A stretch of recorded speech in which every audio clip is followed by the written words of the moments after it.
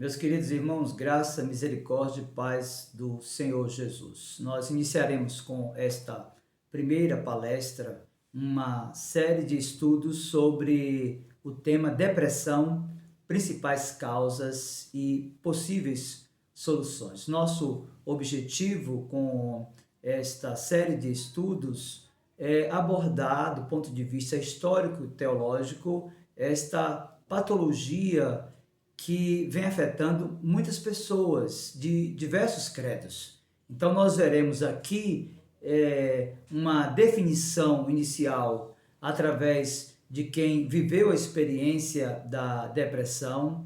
Veremos uma linha de tempo histórica e a própria evolução para o tratamento da depressão. Veremos também um conceito dos 4 humores, segundo Hipócrates, o pai da medicina. Veremos também um mapa da depressão mundial. Abordaremos também este mapa tanto no Brasil quanto no Nordeste e aqui no nosso estado, no estado da Bahia. Veremos uma definição da patologia à luz da ciência e, por fim, nós veremos os principais sinais e causas para a depressão. Tudo isso nessa primeira palestra, e para isso eu quero convidá-lo a abrir a Escritura na segunda carta de Paulo aos Coríntios, capítulo 7, verso 10. Veja comigo o que diz a palavra de Deus.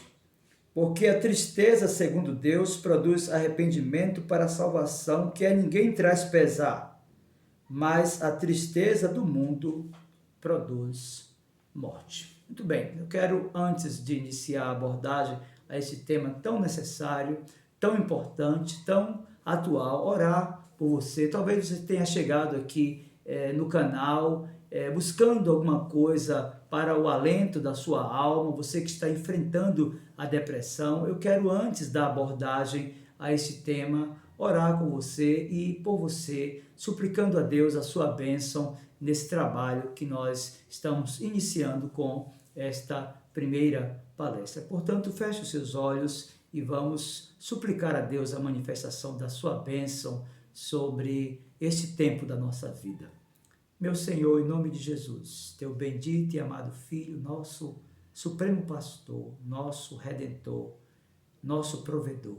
É por ele, por seu sacrifício eterno, perfeito, suficiente, que nos achegamos a Ti e colocamos diante de Ti, Senhor, esta pessoa interessada nesse tema, que tem convivido com a depressão, que tem pessoas na sua família, no seu ciclo afetivo, que estão vivendo a depressão, quem sabe que já bateu em tantas portas e que aguarda a manifestação do Teu poder em forma de providência e cura, meu Senhor. Que o Senhor possa curá-la, restabelecê-la e promover a Tua glória, meu Senhor, através destas palestras, desse tempo de estudo, desse tema tão urgente, tão necessário e tão importante para a nossa saúde emocional. Nós te pedimos, meu Senhor, que em tudo Cristo, nosso Redentor e Supremo Pastor, seja glorificado e exaltado. Em nome dele nós oramos. Amém.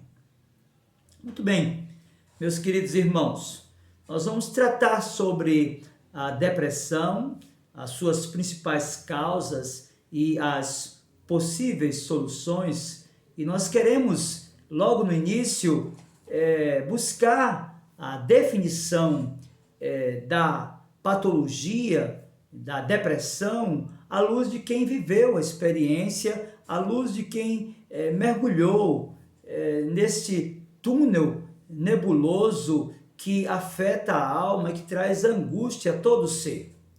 Então, das pessoas que passaram pela depressão, algumas definiram a patologia da seguinte forma: uma pessoa disse que a depressão é a angústia que aperta a garganta.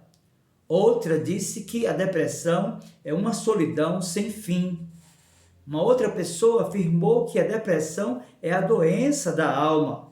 Alguém já disse que a depressão é a doença do organismo como um todo. Alguém disse que a depressão é um túnel do qual parece impossível sair. Outra pessoa chegou a dizer que a depressão é um abismo cinzento que engole a vontade de viver. Por fim, a depressão foi definida também por aqueles que conviveram com a patologia como simplesmente o vazio.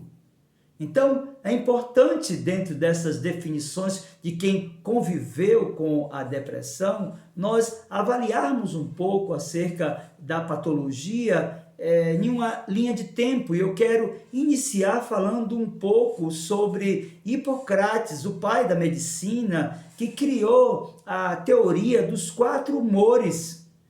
Ele considerava o temperamento como consequência dos 4 fluidos corporais. Os 4 fluidos são o fleuma, o sangue, a bile amarela e a bile negra. A ideia dos 4 humores e dessa consideração feita por Hipócrates acerca do temperamento sinaliza o temperamento como um estilo pessoal inerente, uma predisposição que forma a base de todas as nossas inclinações naturais. Dentro disso reside o que pensamos e sentimos, o que desejamos ou necessitamos, o que dizemos ou até mesmo o que fazemos. O temperamento, meu querido irmão e amigo, influencia desde os hábitos de sono, os hábitos de estudo, de estilo, de alimentação, até a maneira como nós nos relacionamos com as pessoas. Então, é dentro dessa concepção de Hipócrates dos 4 humores que nós temos as qualidades e defeitos que estão relacionadas àquilo que ficou conhecido como o temperamento humano. E eu quero abordar aqui os 4 tipos de temperamento, avaliando os seus defeitos, bem como as suas qualidades. E eu quero começar falando sobre temperamento, abordando exatamente aquele temperamento que é definido socialmente como o temperamento sanguíneo. Entre o sanguíneo, meus queridos irmãos, estão os atores, os vendedores e até mesmo os oradores. Eu quero ainda, dentro desse temperamento sanguíneo, destacar algumas qualidades. O sanguíneo é geralmente aquele que é comunicativo, que é destacado, que é também entusiasta, que é afável, que é simpático, ele é bom companheiro, ele é compreensivo e é alguém muito crédulo.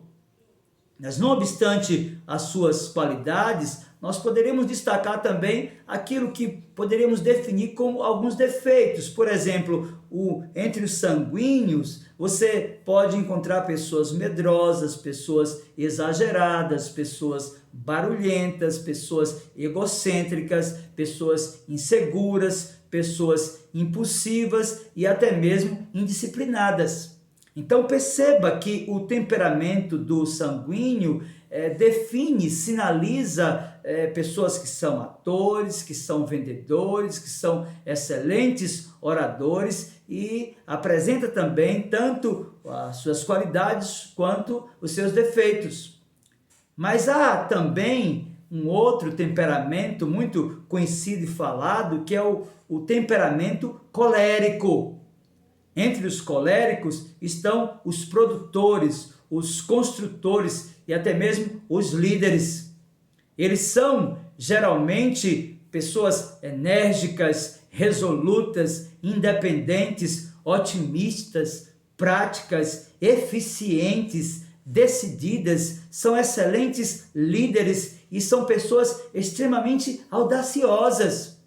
Contudo, e não obstante a tudo isso, entre os coléricos há também aqueles que manifestam um comportamento iracundo, sarcástico, muitas vezes impaciente, prepotente, até mesmo intolerante, às vezes vaidoso, autossuficiente, insensível e até astucioso. Então compreenda que nós já apresentamos aquelas pessoas cujo comportamento é sanguíneo e aquelas outras cujo o comportamento ou temperamento é colérico. Mas há também o temperamento fleumático. E entre os fleumáticos há aqueles que são diplomatas, administradores, professores, técnicos, são pessoas calculistas, temerosas, indecisas, são pessoas contemplativas, desconfiadas, pretensiosas, introvertidas e muitas vezes desmotivadas. Mas como o fleumático apresenta esses defeitos, há também inúmeras qualidades. Entre os fleumáticos, nós encontramos aquelas pessoas que são calmas, que são tranquilas, que são cumpridoras dos seus deveres, que são eficientes, que são conservadoras, que são práticas, que são líderes, diplomáticas, e entre os fleumáticos é onde nós encontramos as pessoas bem-humoradas. Então nós já conhecemos um pouco do comportamento do sanguíneo, um pouco do comportamento e temperamento do colérico, vimos um pouco do temperamento fleumático e agora por fim eu quero encerrar essa parte dessa palestra, desse estudo, dessa palavra, falando um pouco sobre o melancólico. O melancólico é geralmente a figura do artista. Você encontra entre os melancólicos excelentes músicos, excelentes inventores, filósofos e até mestres. É importante também destacar que é entre os melancólicos que estão os egoístas, aquelas pessoas amuadas, muitas vezes pessimistas, muitas dentre elas são eminentemente teóricas, às vezes confusas, muitas vezes antissocial, vingativas e até mesmo inflexíveis. Contudo, e mesmo diante de tantas deficiências, nós devemos afirmar que entre os melancólicos há muitas qualidades. São eles os habilidosos, os minuciosos, aqueles que são sensíveis, que são perfeccionistas, que são idealistas, que são absolutamente leais e muito dedicados. Então, nessa teoria dos 4 temperamentos, você encontra o sanguíneo, o colérico, o melancólico e o fleumático. Cabe a você agora definir qual é o tipo de temperamento seu. Mas, meus queridos, dentro desse conceito, dessa definição de Hipócrates, que sinaliza essa ideia dos 4 humores, os quais nós associamos aos 4 temperamentos, os sanguíneos, os coléricos, os melancólicos e os fleumáticos, nós vamos perceber nessa linha de tempo da evolução e do próprio tratamento para a depressão, que a partir do momento que o tempo vai se desenvolvendo na própria Idade Média, entre o 5º e o 14º século, nesse período a melancolia era considerada um pecado, um afastamento de tudo o que era sagrado. Na Inquisição, no século XIII, os melancólicos eram multados e muitos deles foram até presos. Na idade chamada moderna, no século XVI, já no século XVI, a melancolia que está presente em todos os seres humanos é apenas o desejo de compreender a eternidade, o próprio infinito.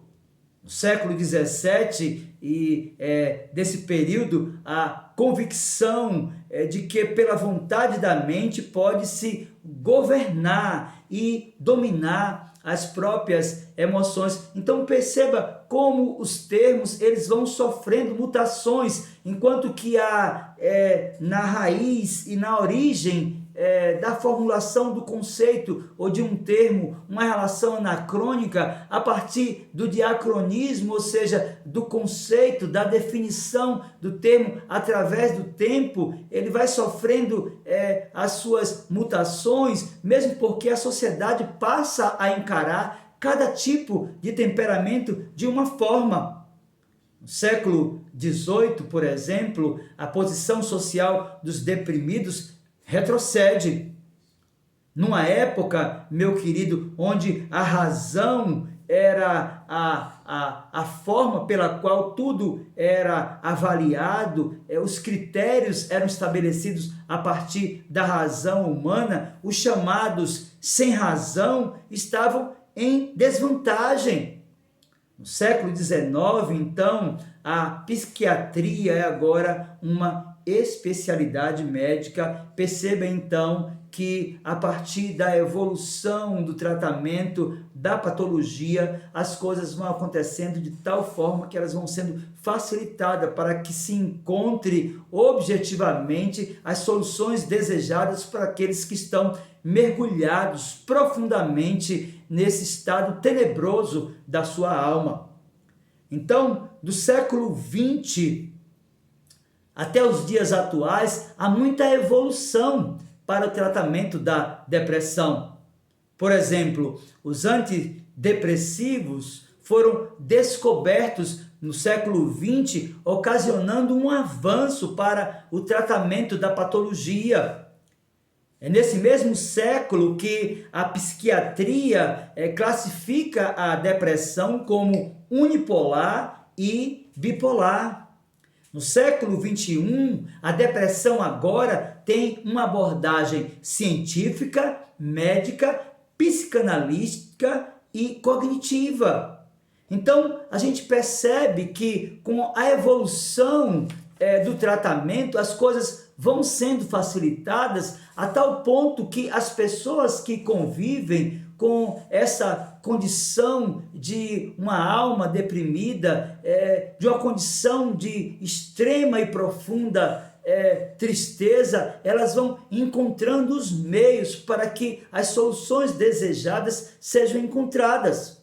É a partir daí, então, meu querido irmão e amigo, que nós vamos apresentar, então, um mapa da depressão. Eu quero apresentar para você agora um estudo divulgado em 2011, que mostra que o Brasil é o terceiro país mais deprimido do mundo. Esta pesquisa, feita com mais de 89 mil pessoas com mais de 18 anos, em 18 países, mostra o percentual da população com pelo menos um episódio depressivo durante a vida. E o que nós percebemos aqui é que o Brasil fica abaixo apenas da França, que tem 21%, e dos Estados Unidos. Ou seja, o Brasil é o terceiro país mais deprimido do mundo. E a depressão entre os brasileiros, meu querido irmão, atinge 7,6% dos adultos, 11,8% deles têm limitações graves, 52% tomam medicamentos para tratar a patologia e 16,4% desse grupo de deprimidos realizam psicoterapia. Então, o cenário da doença no Brasil aponta para mais de 10 milhões de casos de registro com o diagnóstico do profissional competente.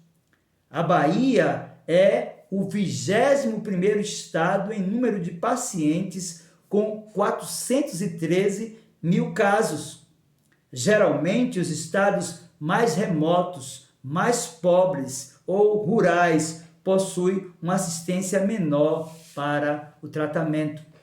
Os homens baianos são menos vigilantes em relação à saúde mental. E, geralmente, quando a doença é diagnosticada, já houve um grande impacto para a saúde em geral. O que nós percebemos é que no nosso estado, a maior parte daqueles afetados pela patologia são os homens, que vence o número das mulheres.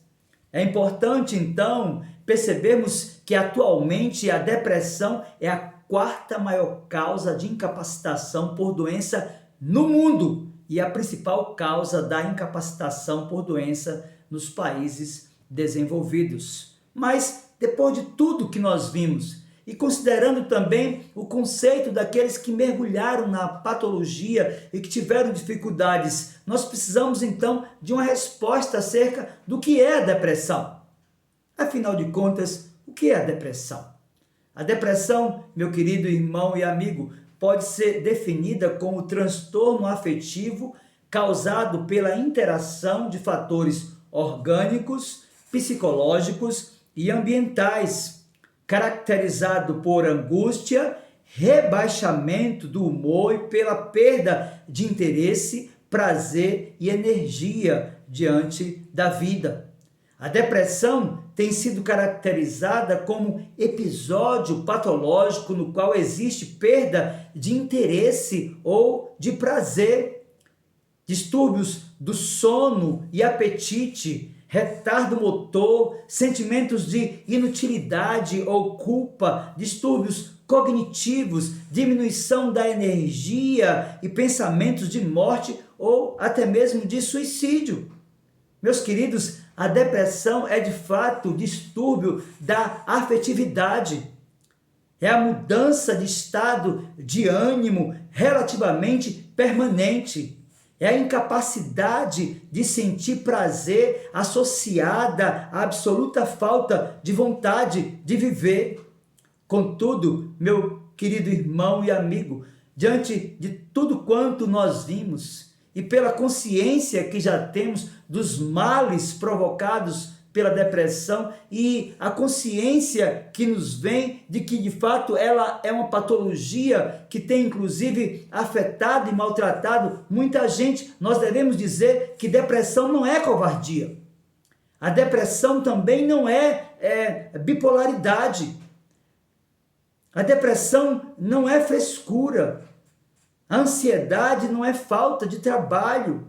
E o preconceito, meu querido, também precisa de tratamento. Então, diante daquilo que vimos até aqui, nós precisamos de indicar ou sinalizar algumas causas e sinais da depressão.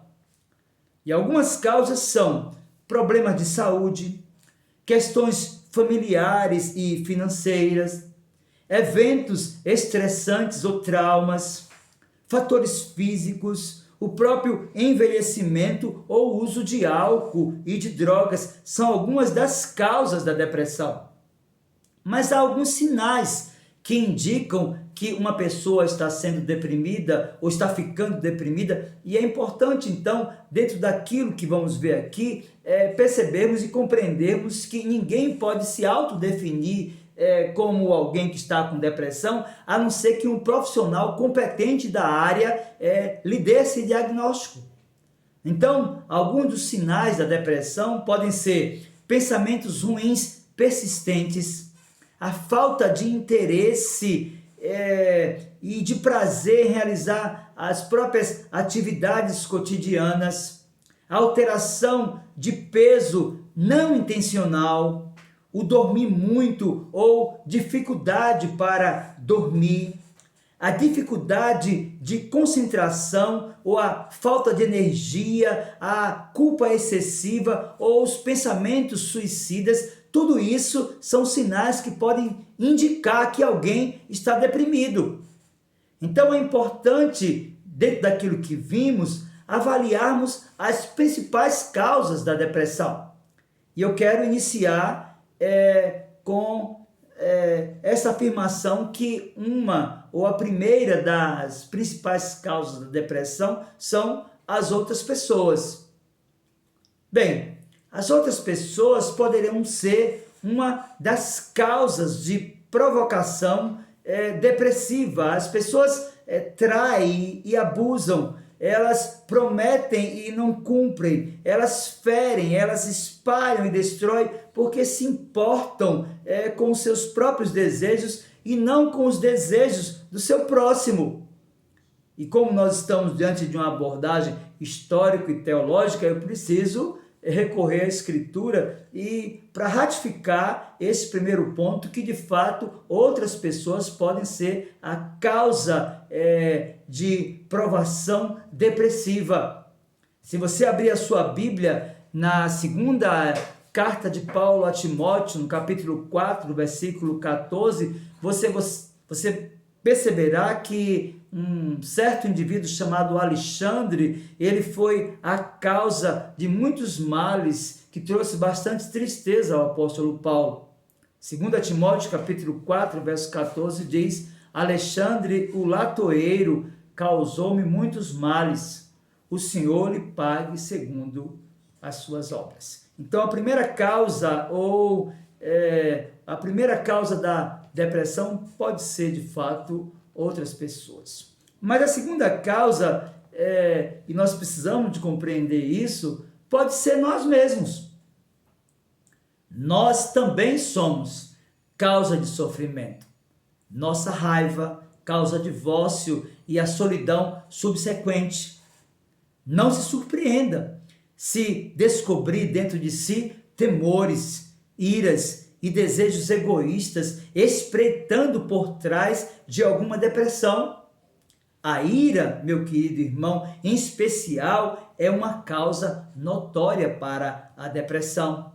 E se você folhear a Escritura, você vai perceber o quanto isso é verdadeiro. Às vezes, a causa ou a principal causa da depressão de alguém é a própria pessoa.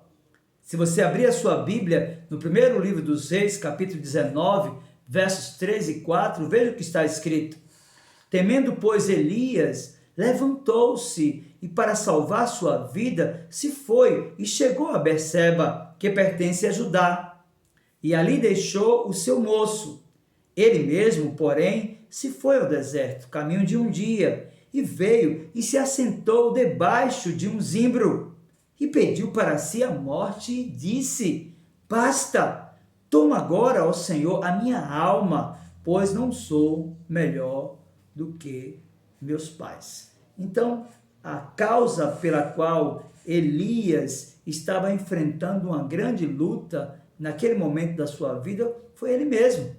Então, é importante que se pense que a primeira causa que pode motivar, que pode estabelecer a depressão na vida de alguém são as outras pessoas. A segunda causa somos nós mesmos. Mas a terceira causa são os nossos corpos.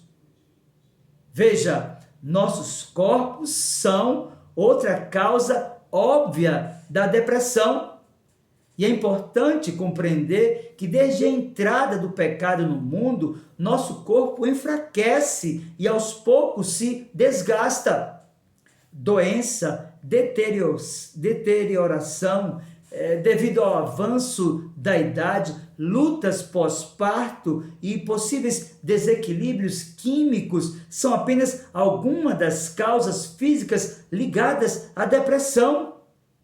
Isso significa, meu querido irmão, que aqueles a quem amamos também sofrerão declínio e morte física, que claramente é outra causa de sofrimento pessoal e depressão. Isso é verdade à luz da poesia dos Hebreus. Se você abrir a sua Bíblia em Eclesiastes, capítulo 12, versos 1, 5 e 7, você vai ver o que está escrito. Veja, Eclesiastes 12, verso 1, verso 5 e verso 7 diz: Lembra-te do teu Criador nos dias da tua mocidade, antes que venham os maus dias e cheguem os anos dos quais dirá, não tenho neles prazer. Como também, quando temeres o que é alto e te espantares no caminho, te embranqueceres, como floresce a amendoeira e o gafanhoto te for um peso e te pereceu o apetite, porque vais à casa eterna e o pó volte à terra como era e o espírito volte a Deus que o deu. Então é importante que se diga que a terceira causa que pode desencadear a depressão em alguém são os nossos corpos. Óbvio que eles sofrem esse processo de enfraquecimento e aos poucos vai se desgastando, se deteriorando, e à proporção que a idade avança e as experiências da vida, como as lutas pós-parto para as mulheres e os possíveis desequilíbrios químicos, são apenas algumas das causas físicas ligadas à depressão.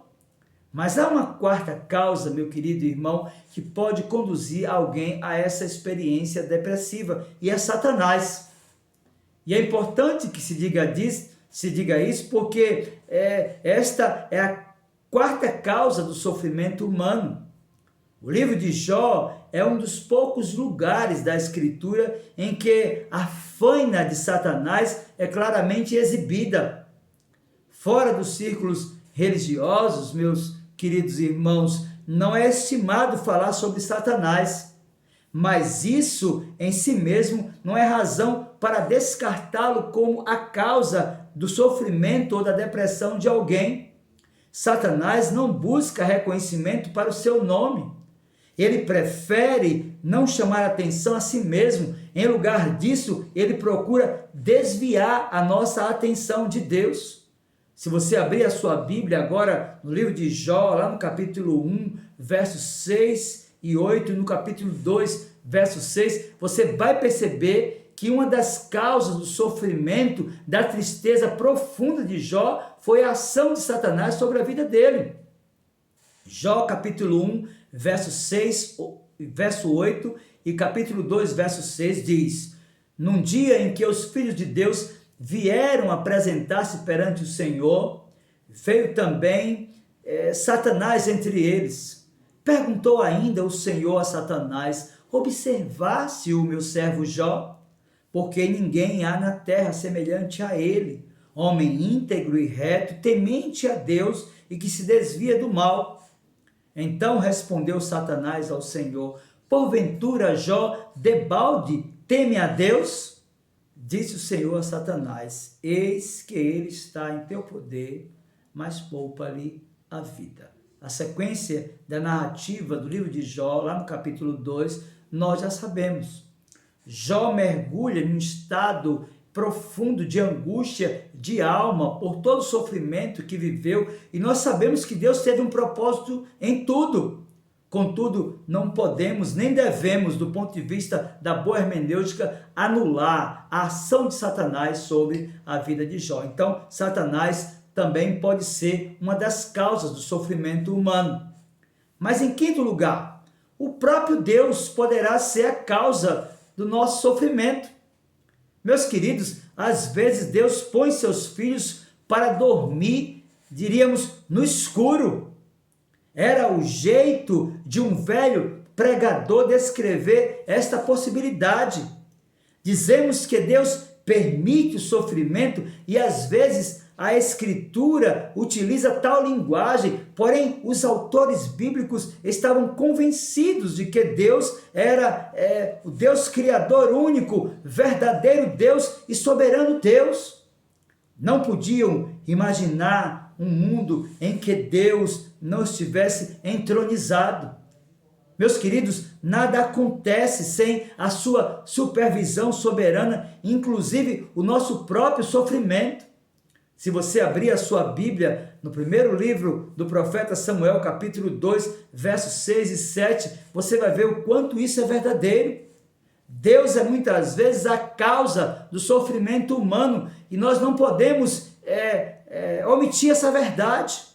Veja, primeiro livro do profeta Samuel, capítulo 2, versos 6 e 7 diz: o Senhor é o que tira a vida e dá, faz descer a sepultura e faz subir. O Senhor empobrece e enriquece, abaixa e também exalta. Meus queridos irmãos, nós olhamos para a Escritura e percebemos isso também na experiência de Noemi. Se você abrir a sua Bíblia no livro de Ruth, capítulo 1, versos 11, 13, 20 e 21, você vai perceber que parte do sofrimento que Noemi enfrentou foi causado e provocado pelo próprio Deus. Porém, Noemi disse: porque por vossa causa a mim me amarga o teu Senhor descarregado contra mim a sua mão. Porém, ela lhes dizia: não me chames Noemi, chamai-me Mara, porque grande amargura me tem dado o Todo-Poderoso. Ditosa eu parti, porém o Senhor me fez voltar pobre. Porque, pois, me chamareis Noemi, visto que o Senhor se manifestou contra mim e o Todo-Poderoso me tem afligido.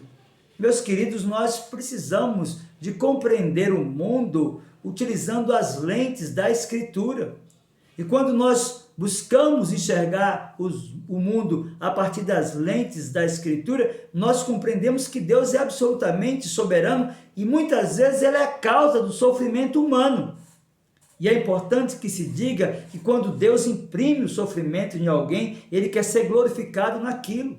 E nós percebemos tanto na vida de Noemi, quanto na vida de Jó, o quanto o Senhor foi glorificado na restauração desses personagens bíblicos. Então, é importante que se compreenda que quando alguém está vivendo um sofrimento, e esse sofrimento tem como a causa motora o próprio Senhor, Ele está preparando e aperfeiçoando o seu caráter e o meu caráter. Mas há uma outra causa que pode conduzir alguém ao sofrimento ou à depressão. São as chamadas causas múltiplas. Um exemplo popular está nos sofrimentos de José, e você pode encontrar essa narrativa lá no livro do Gênesis, capítulo 37 até o capítulo 50. Aquilo que começou com inveja transformou-se em sequestro, e a venda de José como escravo para o Egito, perpetrados pelos seus próprios irmãos. Em outras palavras, José identificou duas causas para o seu sofrimento. A primeira causa foram os seus irmãos, e a segunda causa, o próprio Deus. Se você abrir o livro do Gênesis, capítulo 50, versos 19 e 20, você vai compreender melhor o que eu estou lhe dizendo. Respondeu-lhe José: não temais, acaso estou eu em lugar de Deus? Vós, na verdade, intentastes o mal contra mim, porém Deus o tornou em bem, para fazer como vedes agora, que se conserve muita gente em vida. Perceba então que José, ele tem os seus olhos voltados para o trono da graça, para a sala de comando do Deus que é absolutamente soberano, mas ele consegue compreender também que parte do sofrimento que ele enfrentou na vida foi estabelecido pela traição dos seus irmãos. Então isso é o que nós podemos definir como as chamadas causas múltiplas do sofrimento humano, e que pode conduzir alguém a uma condição de depressão. Mas há uma outra causa que são as chamadas causas desconhecidas. E a razão de a Escritura não oferecer diretrizes claras quanto ao diagnóstico é que não é essencial saber as causas específicas. Uma vez mais, temos novamente aqui Jó como modelo.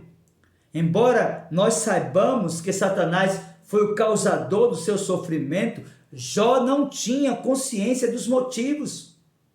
Mesmo depois de ter a sorte restaurada, Jó jamais soube realmente por que havia sofrido tanto na sua vida. Isso porque a Escritura nos mostra, meus queridos irmãos, que há muitas coisas que são vedadas a nós. E se você abrir a sua Bíblia lá em Deuteronômio 29, você vai compreender perfeitamente isso. A Escritura diz que as coisas encobertas pertencem ao Senhor nosso Deus, porém as reveladas nos pertencem a nós e a nossos filhos para sempre, para que cumpramos todas as palavras desta lei. Portanto, há causas desconhecidas para o sofrimento humano.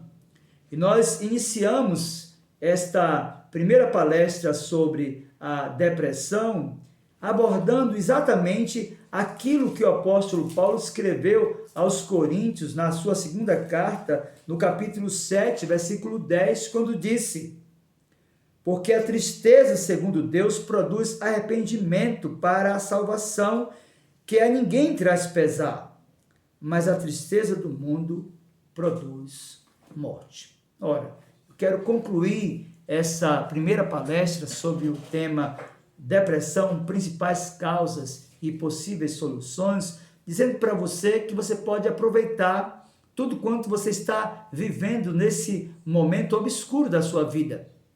Você pode fazer desse momento de sofrimento, desse vale, desse sofrimento enfrentado pela aflição da sua alma, o meio pelo qual Deus será glorificado.